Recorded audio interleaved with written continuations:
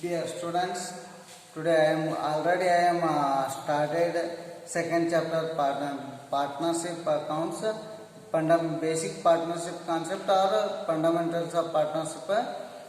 Now I am going to start problems. Before going to problems, first of all we should understand about the pro forma of partnership, capital account and profit and loss appropriation account. Now partnership capital account is classified into two types. One is fixed capital method and another one is fluctuating capital method.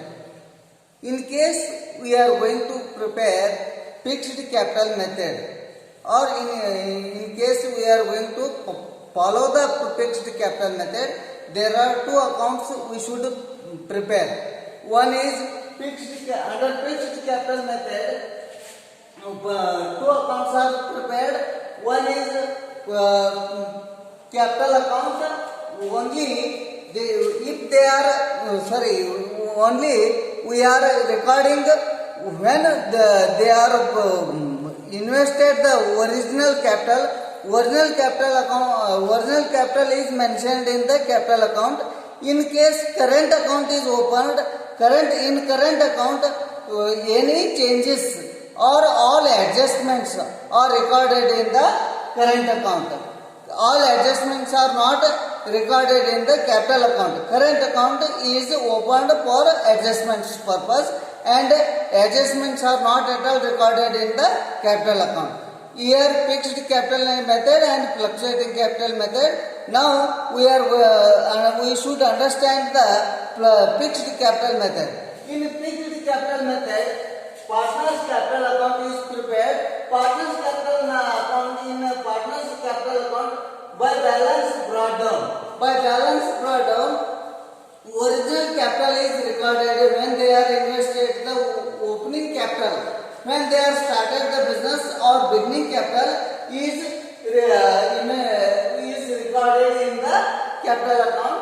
If they are bring the additional capital or new capital into the partnership business, that by bank account fresh capital or additional capital is recorded by side, that is credited to the partnership capital account. If there are drawings made from the business, that drawings is recorded here to bank account.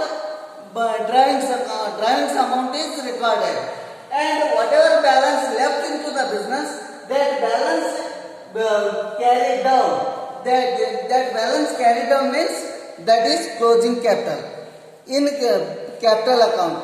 In capital account and current capital account by balance brought down opening capital and by salary. If any partner is eligible to get the salary for extra work, salary, and for extra work if partner is eligible to get commission, it is recorded in the partnership agreement or partnership deed. If that is duly signed by the partners and recorded in the partnership deed, they are only eligible. Therefore, any partner is eligible to get salary, commission, bonus, that is recorded credit side of the capital account or current account. Balance brought down, salary, commission, interest on capital. Interest on capital means at the time of beginning of the business, they are invested the capital. On that capital, they are eligible. If they are eligible to get the interest, that must be recorded in the partnership deed. Then only they are eligible to get the interest on capital. That interest on capital is also credited to their account. And profit and loss account. If partners capital account, in case of partners account, if partners are earn more profit more than the expenses, if incomes are more, that is considered profit. That profit is credited to partners capital account by profit and loss account, profit. In case of loss occurred into the business, that loss should be debited to the partner interest on drawings and the profit and loss account and balance carried down, closing capital balance. And here bank drawings and closing balance, this type of, in case of fixed capital method, two accounts are maintained. ಪ್ರೀತಿಯ ವಿದ್ಯಾರ್ಥಿಗಳೇ, ಈಗಾಗಲೇ ನಿಮ್ಗೆ 1ನೇ ಚಾಪ್ಟರ್ನ ಹೇಳಿ ಮುಗಿಸಿದ್ದೀನಿ. 2ನೇ chapter basic concept of partnership ಅಂತ fundamentals ಅಂತೇಳಿ ಬರ್ತದೆ. Fundamentals of partners ಅಕೌಂಟ್ನೊಳಗೆ ಇಲ್ಲಿ profit and loss appropriation account ಅಂತ ಹೇಳಿ ಬಿಡಿಸ್ತೀವಿ. ಅದಕ್ಕಿಂತ ಮುಂಚೆ ಪಾರ್ಟ್ನರ್ಸ್ ಕ್ಯಾಪಿಟಲ್ ಅಕೌಂಟ್ ಅಂತಂದ್ರೆ ಏನು ಅನ್ನೋದು ತಿಳ್ಕೊಳ್ಳೋಣ. ಇಲ್ಲಿ ಪಾರ್ಟ್ನರ್ಸ್ ಕ್ಯಾಪಿಟಲ್ ಅಕೌಂಟ್ದೊಳಗೆ 2 ಮೆಥಡ್ ಬರ್ತಾವೆ. ಒಂದು ಫಿಕ್ಸ್ಡ್ ಕ್ಯಾಪಿಟಲ್ ಮೆಥಡ್ ಅಂತ ಹೇಳಿ ಬರ್ತದೆ, ಇನ್ನೊಂದು ಫ್ಲಕ್ಚುಯೇಟಿಂಗ್ ಕ್ಯಾಪಿಟಲ್ ಮೆಥಡ್ ಅಂತ ಹೇಳಿ ಬರ್ತದೆ. ಫಿಕ್ಸ್ಡ್ ಕ್ಯಾಪಿಟಲ್ ಮೆಥಡ್ದೊಳಗೆ ನಾವು 2 ಪಾರ್ಟ್ನರ್ಸ್ ಕ್ಯಾಪಿಟಲ್ ಅಕೌಂಟನ್ನು ಫಾಲೋ ಮಾಡ್ತೀವಿ. ಒಂದು ಕ್ಯಾಪಿಟಲ್ ಅಕೌಂಟ, ಇನ್ನೊಂದು ಕರೆಂಟ್ ಅಕೌಂಟ ಅಂತೇಳಿ. ಫ್ಲಕ್ಚುಯೇಟಿಂಗ್ ಕ್ಯಾಪಿಟಲ್ ಅಕೌಂಟ್ನಾಗ ಪಾರ್ಟ್ನರ್ಸ್ ಕ್ಯಾಪಿಟಲ್ ಅಕೌಂಟ್ ಅಂತೇಳಿ ಎಲ್ಲ ಅಡ್ಜಸ್ಟ್ಮೆಂಟ್ಸ್ ಒಂದ ಅಕೌಂಟ್ನಾಗ ಮಾಡ್ತೀವಿ. ಇಲ್ಲಿ ಎಲ್ಲ ಅಡ್ಜಸ್ಟ್ಮೆಂಟ್ಸ ಒಂದ ಅಕೌಂಟ್ನಾಗ ಮಾಡಂಗಿಲ್ಲ. ಅವರು ಒರಿಜಿನಲ್ ಕ್ಯಾಪಿಟಲ್ ಅಕೌಂಟ್ನ ಸಪ್ರೇಟ್ ಮಾಡ್ತೀವಿ. ಆನಂತರ ಉಳಿದ ಎಲ್ಲ ಅಡ್ಜಸ್ಟ್ಮೆಂಟ್ ಮಾಡುವಂತ ಒಂದು ಅಕೌಂಟ್ನ ಬೇರೆ ಮಾಡ್ತೀವಿ. ಅದಕ್ಕಾಗಿ ಇಲ್ಲಿ ಫಿಕ್ಸ್ಡ್ ಕ್ಯಾಪಿಟಲ್ ಅಕೌಂಟ್ನಾಗ ಪಾರ್ಟ್ನರ್ಸ್ ಕ್ಯಾಪಿಟಲ್ ಅಕೌಂಟ್ ಇದು ಒರಿಜಿನಲ್ ಕ್ಯಾಪಿಟಲ್ ಅಂದ್ರೆ ಸ್ಟಾರ್ಟಿಂಗ್ ಅವ್ರು ಏನು ಬಿಸ್ನೆಸ್ದಾಗ ಇನ್ವೆಸ್ಟ್ಮೆಂಟ್ ಮಾಡಿರ್ತಾರಲ್ಲ ಆ ಕ್ಯಾಪಿಟಲ್ ಬ್ಯಾಲೆನ್ಸ್ ಅನ್ನ ಬೈ ಬ್ಯಾಲೆನ್ಸ್ ಬ್ರಾಟ್ ಡೌನ್ ಅಂತ ಹೇಳಿ ಬರೀತೀವಿ. ಇನ್ನು ಬಿಸ್ನೆಸ್ ಚಾಲೂ ಆದ ಒಂದು 3 ತಿಂಗಳಿಗೋ 6 ತಿಂಗಳಿಗೋ ಅಥವಾ 9 ತಿಂಗಳಿಗೋ 7 ತಿಂಗಳಿಗೋ ಹಿಂಗ ಏನಾದ್ರೂ ಬಿಸ್ನೆಸ್ದಾಗ ಬಂಡವಾಳ ಕಡಿಮೆ ಬಿತ್ತು ಅಂದ್ರೆ ಎಲ್ಲ ಪಾರ್ಟ್ನರ್ಸ್ ಮಾತಾಡ್ಕೊಂಡು ಎಕ್ಸ್ಟ್ರಾ ಕ್ಯಾಪಿಟಲ್ ಏನಾದ್ರೂ ಇನ್ವೆಸ್ಟ್ಮೆಂಟ್ ಮಾಡಿದ್ರಂದ್ರೆ ಅದಕ್ಕೆ ಫ್ರೆಶ್ ಕ್ಯಾಪಿಟಲ್ ಅಂತ ಕರಿತೀವಿ ಅಥವಾ ಎಡಿಷನಲ್ ಕ್ಯಾಪಿಟಲ್ ಅಂತ ಕರಿತೀವಿ. ಅಂದ್ರೆ ಹೊಸದಾಗಿ ಹೂಡಿಕೆ ಮಾಡಿರ್ತಕ್ಕಂಥ ಬಂಡವಾಳ. ಹೊಸದಾಗಿ ಬಂಡವಾಳವನ್ನು ಹೂಡಿಕೆ ಮಾಡಿದ್ರು ಅಂದ್ರೆ ಹೊಸ ರೂಪದೊಳಗೆ ಅಥವಾ ಹೆಚ್ಚಿನ ಬಂಡವಾಳವನ್ನು ತೊಡಗಿಸಿದ್ರು ಅಂದ್ರೆ ಬೈ ಬ್ಯಾಂಕ್ ಅಕೌಂಟ್ ಅಂತ ಹೇಳ್ಬೋದು, ಫ್ರೆಶ್ ಕ್ಯಾಪಿಟಲ್ ಅಂತ ಹೇಳಿ ಕರಿತೀವಿ. ಬೈ ಬ್ಯಾಂಕ್ ಅಕೌಂಟ್ ಅಂತ ಬಂದು ಅಮೌಂಟ್ ಅನ್ನ ಕ್ರೆಡಿಟ್ ಮಾಡ್ಬೇಕು ಅವ್ರ ಅಕೌಂಟ್ಗೆ. ಇನ್ನು ಅದೇ ಅಕೌಂಟ್ನೊಳಗ ಅವ್ರು ಏನಾದ್ರೂ ಬಿಸ್ನೆಸ್ದೊಳಗಿನ ರೊಕ್ಕ ತಮ್ಮ ವೈಯಕ್ತಿಕ ಖರ್ಚು ವೆಚ್ಚಗಳಿಗಾಗಿ ಬಿಸ್ನೆಸ್ದೊಳಗಿನ ರೊಕ್ಕ ತಕೊಂಡು ಹೋದ್ರು ಅಂದ್ರ ಅದನ್ನ ನಾವು ಡ್ರಾವಿಂಗ್ಸ್ ಅಂತ ಹೇಳಿ ಕರಿತೀವಿ. ಅದಕ್ಕೆ ಟು ಬ್ಯಾಂಕ್ ಅಕೌಂಟ್ ಅಂತ ಅವ್ರ ಅಕೌಂಟಿಗೆ ಖರ್ಚು ಹಾಕ್ಬೇಕಂದ್ರೆ ಅವ್ರ ಬಿಸ್ನೆಸ್ ರೊಕ್ಕ ತಂದ್ರು ಅಂದ್ರೆ ಫ್ರೆಶ್ ಕ್ಯಾಪಿಟಲ್ ಅಂತ ಹೇಳಿ ಕ್ರೆಡಿಟ್ ಮಾಡಬೇಕು. ಬಿಸ್ನೆಸ್ದಾಗಿನ ರೊಕ್ಕ ತಗೊಂಡು ಮನೆಗೆ ಹೋದ್ರು ಅಂದ್ರೆ ಡ್ರಾವಿಂಗ್ಸ್ ಅಂತ ಕನ್ಸಿಡರ್ ಮಾಡಿ ಅದನ್ನ ಅವ್ರ ಅಕೌಂಟ್ಗೆ ಡೆಬಿಟ್ ಮಾಡಬೇಕು. ಆನಂತರ ಉಳಿದ ಕ್ಯಾಪಿಟಲ್ ಏನಂತಲ್ಲ ಇದನ್ನು ಬ್ಯಾಲೆನ್ಸ್ ಶೀಟಿಗೆ ತಗೋತೀವಿ. ಉಳಿದ ಕ್ಯಾಪಿಟಲ್ ಏನಂತ ಕ್ಲೋಸಿಂಗ್ ಅದು ಈ ವರ್ಷದ ಕ್ಲೋಸಿಂಗ್ ಡೇಟಿಗೆ ಎಷ್ಟು ಕ್ಯಾಪಿಟಲ್ ಉಳಿತಲ್ಲ ಅದನ್ನ ಟು ಬ್ಯಾಲೆನ್ಸ್ ಕ್ಯಾರಿ ಡೌನ್ ಅಂತೇಳಿ ಫಿಕ್ಸ್ಡ್ ಕ್ಯಾಪಿಟಲ್ ಅಕೌಂಟ್ನೊಳಗೆ ಈ ರೀತಿ ಅವು 2 original capital additional capital investment ಮಾಡಿದ್ದಷ್ಟ ಬರೀತೀವಿ. ಅದನ್ನ ಕ್ಯಾಪಿಟಲ್ ಅಕೌಂಟ್ ಅಂತ ಹೇಳಿ ಕರಿತೀವಿ.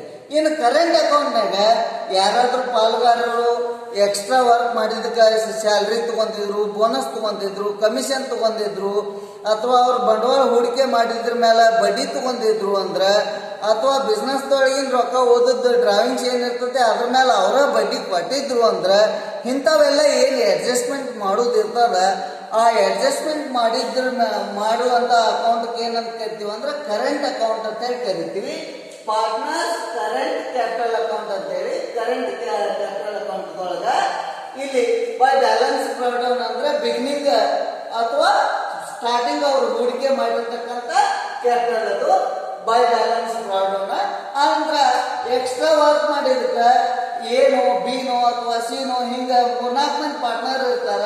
ಸೊ ಅದ್ರೊಳಗ ಯಾರು ಸ್ಯಾಲ್ರಿ ತಗೊಂಡಿರ್ತಾರ ಬೈ ಸ್ಯಾಲ್ರಿ ಅಂತ ಬರೆದು ಇಲ್ಲಿ ಎ ತಗೊಂಡಿದ್ರೆ ಎ ಅಂತ ಬರಿಬೇಕು, ಬಿ ತಗೊಂಡಿದ್ರೆ ಬಿ ಅಂತ ಬರಿಬೇಕು, ಬಿ ಕಾಲಮ್ದಾಗ ಅಮೌಂಟ್ ಬರಿಬೇಕು, ಇಬ್ರು ತಗೊಂಡಿದ್ರೆ ಇಬ್ರು ಕಾಲಮ್ದಾಗೂ ಅಮೌಂಟ್ ಬರಿಬೇಕು. ಅದೇ ರೀತಿ ಕಮಿಷನ್ ಕೂಡ ಕಮಿಷನ್ ಅದೇ ರೀತಿ ಯಾರು ಕಮಿಷನ್ ತಗೊಂಡಿರ್ತಾರ ಆ ಕಮಿಷನ್ ಅನ್ನ ಅವರ ಅಕೌಂಟ್ಗೆ ಕ್ರೆಡಿಟ್ ಮಾಡಬೇಕು. ಆನಂತರ ಇಂಟ್ರೆಸ್ಟ್ ಆನ್ ಕ್ಯಾಪಿಟಲ್ ಅವ್ರು ಸ್ಟಾರ್ಟಿಂಗ್ ಬಂಡವಾಳವನ್ನು ಹೂಡಿಕೆ ಮಾಡಿದ್ರು ಅಂದ್ರೆ ಆ ಹೂಡಿಕೆ ಮಾಡಿರ್ತಕ್ಕಂಥ ಬಂಡವಾಳದ ಮೇಲೆ ನಾವು ಬಿಸ್ನೆಸ್ದವ್ರು ಬಡ್ಡಿ ಕೊಡ್ಬೇಕಾಗ್ತದ. ಬಿಸ್ನೆಸ್ದವ್ರು ಏನಾದ್ರು ಬಡ್ಡಿ ಕೊಟ್ರು ಅಂದ್ರೆ ಬಿಸ್ನೆಸ್ಗೆ ಅದು ಒಂದು ಇನ್ಕಮ್ನ ಆಗ್ತದೆ. ಹೆಂಗೆ ಇನ್ಕಮ್ ಆಗ್ತದ ಅಂತಂದ್ರೆ ಈಗ ಬಿಸ್ನೆಸ್ದಾಗ ಈ 3-4 ಮಂದಿ ಕೂಡಿ ಬಿಸ್ನೆಸ್ ಮಾಡ್ತಿರ್ತೀವಿ. ಆ 3-4 ಮಂದಿ ಕೂಡಿ ಬಿಸ್ನೆಸ್ ಮಾಡುವಾಗ ನಾನೇನಾದ್ರೂ ಪಾಲುಗಾರಿಕೆ ಸಂಸ್ಥೆಯ ಒಳಗಿಂದ ಬಂಡವಾಳವನ್ನ ಅಥವಾ ಹಣವನ್ನು ತೆಗೆದುಕೊಂಡು ಹೋಗಿದ್ನಿ ಅಂದ್ರೆ ಆ ಹಣದ ಮೇಲೆ ಎಲ್ಲರದು ಹಕ್ಕು ಅಷ್ಟೇ ಇರ್ತದೆ.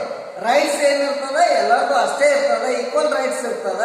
ಸೊ ಅವಾಗ ನಾನು ಎಕ್ಸ್ಟ್ರಾ ಬಂಡವಾಳ ಏನಾದರೂ ಆ ಬಿಸ್ನೆಸ್ದಾಗಿನ ರೊಕ್ಕನ ತಗೊಂಡು ಮನೆಗೆ ಹೋಗಿದ್ನಿ ಅಂದ್ರೆ ಅದ್ರ ಮೇಲೆ ನಾ ಬಡ್ಡಿ ಕೊಡಬೇಕು. ಒಂದು ವೇಳೆ ಪಕ್ಕ ಓದಿದಂದ್ರೆ ಅವ ಬಡ್ಡಿ ಕೊಡಬೇಕು.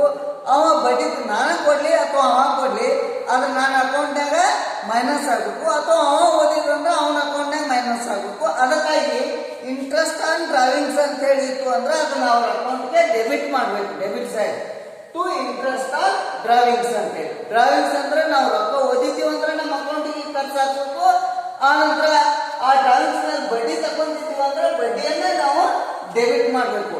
ಅದೇ ರೀತಿ ಇಲ್ಲಿ ಒಂದ್ ವೇಳೆ ಲಾಸ್ ಆಗಿತ್ತು ಅಂದ್ರೆ ಪಾಲುಗಾರಿಕೆ ಸಂಸ್ಥೆ ಒಳಗ ಲಾಸ್ ಆಗಿತ್ತು ಅಂದ್ರೆ ನಮ್ಮ ಪಾರ್ಟ್ನರ್ಸ್ ಶೇರಿಂಗ್ ರೇಷಿಯೋ ಏನಿರ್ತದ, ನಮ್ಮ ರೇಷಿಯೋ ಪ್ರಕಾರ ಲಾಸ್ ಅನ್ನ ಹಂಚ್ಕೊಂಡಿರ್ತೀವಿ. 2:1, 1:1 ಅಥವಾ ಈಕ್ವಲಿ ನಾವು ಲಾಸ್ ಅನ್ನು ಹಂಚ್ಕೊಂಡಿರ್ತೀವಿ. ಆ ಲಾಸ್ ಹಂಚ್ಕೊಂಡಿರ್ತಕ್ಕಂಥ ಲಾಸ್ ಅನ್ನು ಕೂಡ ನಾವು ಇಲ್ಲಿ ಲಾಸ್ ಇತ್ತು ಅಂದ್ರೆ ಅದನ್ನ ನಮ್ಮ ಅಕೌಂಟ್ನಾಗ ಡೆಬಿಟ್ ಮಾಡ್ಬೇಕು. ಡೆಬಿಟ್ ಅಂದ್ರೆ ಮೈನಸ್, ಕ್ರೆಡಿಟ್ ಅಂದ್ರೆ ಪ್ಲಸ್. ಪ್ರಾಫಿಟ್ ಆಗಿತ್ತು ಅಂದ್ರೆ ನಮ್ಮ ಅಕೌಂಟ್ನಾಗ ಕ್ರೆಡಿಟ್ ಮಾಡ್ತೀವಿ, ಕ್ರೆಡಿಟ್ ಅಂದ್ರೆ ಪ್ಲಸ್ ಆಗ್ತದೆ. ಒಂದ್ ವೇಳೆ ಲಾಸ್ ಆಗಿತ್ತು ಅಂದ್ರೆ ನಮ್ಮ ಅಕೌಂಟ್ನಾಗ ಮೈನಸ್ ಮಾಡಬೇಕು. ಅದಕ್ಕಾಗಿ debit side to P&L account ಅಂತ ಹೇಳಿ ಬರ್ತೀವಿ. ಇನ್ನೇನಾದ್ರೂ ರೊಕ್ಕ ಉಳಿತು ಅಂತಂದ್ರ ಅದನ್ನ ಕ್ಲೋಸಿಂಗ್ ಬ್ಯಾಲೆನ್ಸ್ ಅಂತ ಕರಿತೀವಿ.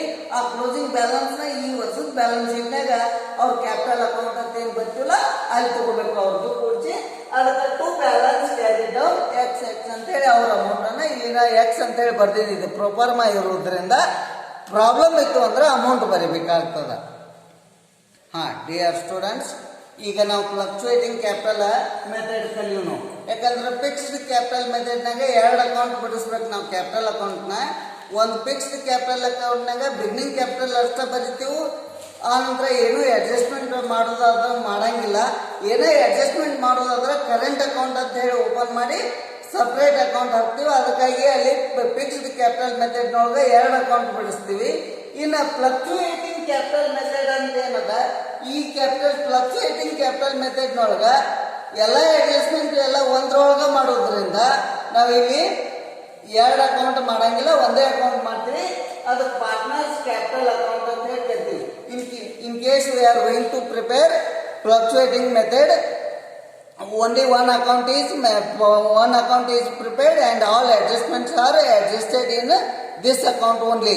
In case of fixed capital method, 2 accounts are opened. One is capital account and the other one is current account. In capital account, original capital is recorded and all adjustments are recorded in capital account, partners capital account. So, in case of fluctuating capital method, only one account is prepared and all the adjustments are recorded or mentioned in one account only. Here, fixed fluctuating method, partners capital account. Here, the balance brought down, opening balance of capital, and by salary, by commission, by interest on capital, by profit ಆಗಿತ್ತು ಅಂತಂದ್ರೆ by P&L account. If profit is distributed between the partners, that profit is recorded credit side. In case losses occurred, that is to profit and loss account, and according to their ratio we are divided the profit, and that the profit and loss, therefore that loss is recorded in the debit side.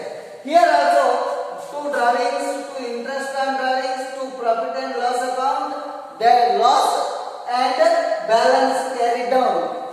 Here ಇಲ್ಲಿನೂ ಕೂಡ ನಾವೇನ್ ಮಾಡ್ತೀವಿ ಅಂತಂದ್ರೆ ಎಲ್ಲ adjustments ಒಂದೇ account ಮಾಡೋದ್ರಿಂದ 2 ಡ್ರಾವಿಂಗ್ಸ್ ಅಂತ ಹೇಳಿ ಬರ್ತೀವಿ. ನಾವು ರೊಕ್ಕ ತಕೊಂಡಿದ್ದೀವಿ ಅಂದ್ರೆ ನಮ್ಮ ಅಕೌಂಟ್ ಡೆಬಿಟ್ ಆಗಬೇಕು 2 ಡ್ರಾವಿಂಗ್ಸ್. ಆ ನಂತರ ನಾವು ಬಡ್ಡಿ ಕೊಟ್ಟಿದ್ದೀವಿ ಅಂದ್ರೆ ನಮ್ಮ ಅಕೌಂಟ್ನಾಗ 2 ಇಂಟ್ರೆಸ್ಟ್ ಆನ್ ಡ್ರಾವಿಂಗ್ಸ್ ಅಂತ ಹೇಳಿ. ಈಗ ನೀವು ಪಾಸ್ಬುಕ್ ಅದು ನೋಡ್ರೆ ಗೊತ್ತಾಕತಿ. ನಾವು ಏನಾದ್ರೂ ನಮಗೆ ಅವ್ರು ಬಡ್ಡಿ ಕೊಟ್ಟಿದ್ರು ಅಂದ್ರೆ ನಮ್ಮ ಅಕೌಂಟ್ನಾಗ ಅಥವಾ ನಮ್ಮ ಪಾಸ್ಬುಕ್ಕಿಗೆ ಕ್ರೆಡಿಟ್ ಮಾಡಿರ್ತಾರೆ. ನಾವು ಬಡ್ಡಿ ಕೊಡೋದಿತ್ತು ಅಂದ್ರೆ ನಮ್ಮ ಪಾಸ್ಬುಕ್ಕಿಗೆ ಡೆಬಿಟ್ ಮಾಡಿರ್ತಾರೆ. ATM ಚಾರ್ಜ್ ಅದು ನಮ್ಮ ಅಕೌಂಟ್ಗೆ ಮೈನಸ್ ಮಾಡಿರ್ತಾರೆ. ಅದೇ ರೀತಿ ನಮಗವ್ರು ಬಡ್ಡಿ ಕೊಟ್ಟಿದ್ರು ಅಂದ್ರೆ ನಮ್ಮ ಅಕೌಂಟ್ಗೆ ಅವ್ರು ಪ್ಲಸ್ ಮಾಡಿರ್ತಾರೆ. ಹಂಗನ ಇಲ್ಲಿನೂ ಕೂಡ ಡ್ರಾವಿಂಗ್ಸ್ ಇತ್ತು ಅಂದ್ರೆ ನಮ್ಮ ಅಕೌಂಟಿಗೆ ಮೈನಸ್ ಆಗಬೇಕು, ಇಂಟ್ರೆಸ್ಟ್ ಆನ್ ಡ್ರಾವಿಂಗ್ಸ್ ಇದ್ರು ನಮ್ಮ ಅಕೌಂಟ್ನಾಗ ಮೈನಸ್ ಆಗಬೇಕು. ಆ ನಂತರ ಪಾರ್ಟ್ನರ್ಶಿಪ್ ಬಿಸ್ನೆಸ್ದಾಗ ಏನಾದರೂ ಲಾಸ್ ಆಗಿತ್ತು ಅಂದ್ರೂ ಕೂಡ ಅದನ್ನು ಮೈನಸ್ ಮಾಡಬೇಕು. ಆ ನಂತರ ಉಳಿದ ಕ್ಯಾಪಿಟಲ್ ಏನದ, ಉಳಿದ ಬ್ಯಾಲೆನ್ಸ್ ಏನದ ಅದನ್ನು ಬ್ಯಾಲೆನ್ಸ್ ಶೀಟ್ಗೆ ಒಯ್ತೀವಿ. ಅದಕ್ಕೆ ಈ ಕ್ಲೋಸಿಂಗ್ ಬ್ಯಾಲೆನ್ಸ್ ಅನ್ನ ಟು ಬ್ಯಾಲೆನ್ಸ್ ಕ್ಯಾರಿ ಡೌನ್ ಅಂತೇಳಿ ಬರೀತೀವಿ. ಈ ರೀತಿಯಾಗಿ ನಾವು ಎರಡು ಕ್ಯಾಪಿಟಲ್ ಅಕೌಂಟನ್ನು ಇಲ್ಲಿ ಫಾಲೋ ಮಾಡ್ತೀವಿ. ಎರಡು ಕ್ಯಾಪಿಟಲ್ ಅಕೌಂಟನ್ನು ಬಿಡಿಸ್ತಿದ್ದೀವಿ ಅಂತಂದ್ರೆ ಅದು fixed capital method, fluctuating capital method ಅಂತಂದ್ರೆ ಒಂದೇ ಅಕೌಂಟನ್ನು ಬಿಡಿಸ್ತೀವಿ, ಎಲ್ಲ ಅಡ್ಜಸ್ಟ್ಮೆಂಟ್ಸ್ ಒಂದ್ರೊಳಗೆ ಮಾಡ್ತೀವಿ.